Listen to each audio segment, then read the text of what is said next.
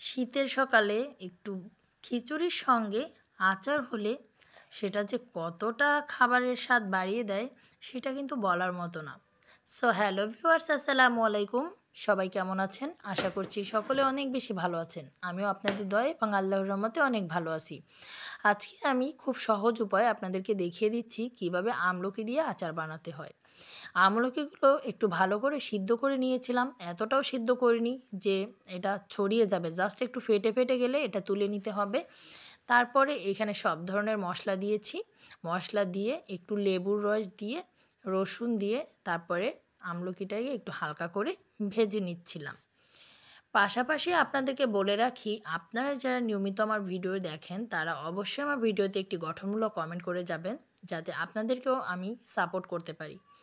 এবং আপনারা যদি আমার আইডিতে নতুন হন অথবা ফলো দিয়ে না থাকেন তাহলে অবশ্যই আমার আইডিতে একটি ফলো দিয়ে যাবেন। আপনাদের সাপোর্ট আমার খুবই প্রয়োজন।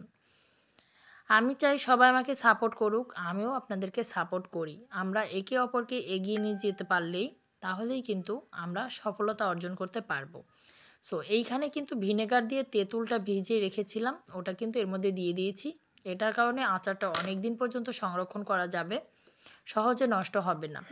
এক রোদে শুকানোর ঝামেলা ছাড়াই কিন্তু আপনি রেখে দিতে পারবেন অনেক দিন ধরে। আর আমলকি যেহেতু কষকষ লাগে, এটা যারা কাঁচা খেতে পছন্দ করেন না তাদের জন্য এই আইটেমটা একটা বেস্ট আইটেম। এভাবে যদি আমলকির আচার বানান আপনারা তাহলে একদম স্বাদটা মুখে লেগে থাকবে এবং ছোট বড় সবাই কিন্তু খেতে পারবে। এর মধ্যে আমি কিন্তু খেজুরের গুড় দিয়ে আমলকির আচারটা